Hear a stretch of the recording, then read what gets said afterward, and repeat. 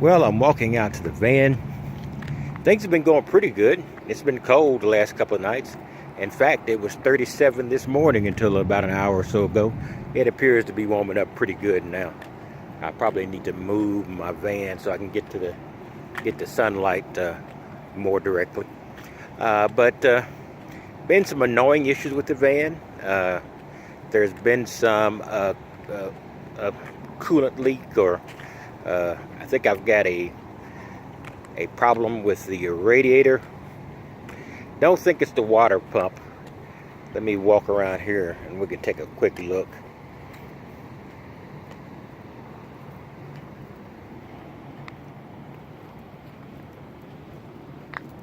You see the few drops here.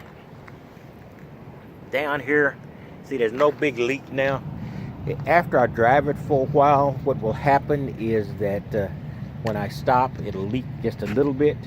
I'm not losing much coolant, and I've had no overheating issues, but it's a pain in the butt. And the way it's working, it looks like there's an actual issue with the radiator, because the radiator can expand as it gets warm, and that can create a leak when you stop. And usually that's pretty characteristic of that. It is not a water pump, because a water pump, when it begins to fail, it will always leak.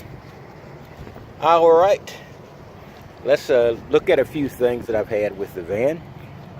Still got the painted reflectix here. This camera has not been fun for me. It was my rear camera. It does function, and but not a real good picture.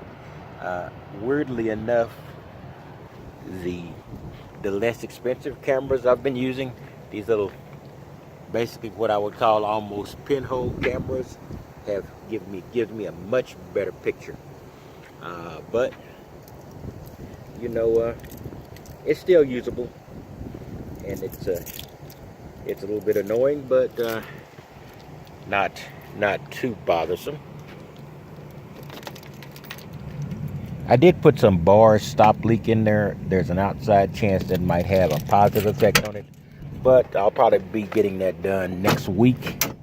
I'm trying to balance out when I spend money on the van, usually around payday. In any case, the bed has changed. I have basically a conventional cot. I think that with a grinder or cutting wheel, I can cut off one of the legs, the leg that is being obstructed by the wheel well or wheel hump, and push it over, and then maybe even build something around this metal framework and create more conventional bed. In all vans, it looks like, I said, well, I'm going to try to keep a lot of space, but everything begins to move toward the back. A lot of people call that the garage area of the van, because that's where you store everything. Over here, let's see how much. Boy, my batteries do not look good. Woo! Let me move this van so I can get more amps. Ew, that's not good. That's the lowest it's ever been. I did plug the refrigerator back in though, and I really don't need it. So let me unplug that, because I'm not really putting anything in the refrigerator right now.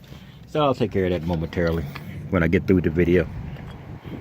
And move it toward the sun, or where I can get an uninterrupted view of the sun. But it hasn't really risen very high yet. This is early in the morning, so the battery would be at its lowest point anyway, after the night.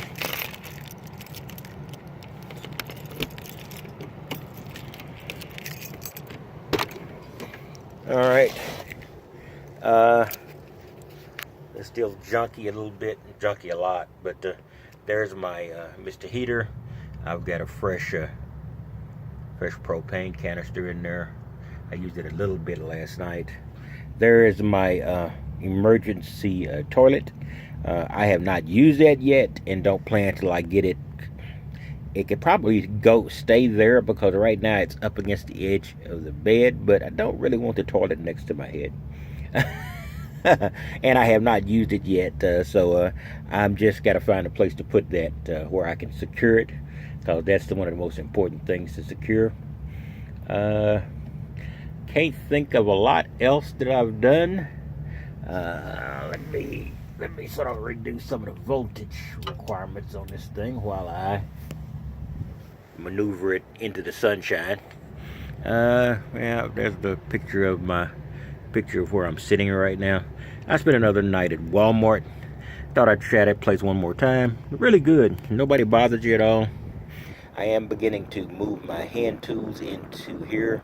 I also got some additives, and I don't know why I put those sandpaper blocks in there. That should go into the I don't know, power tools. I don't know. In any case, so I like the new bed, and like I said, I might be able to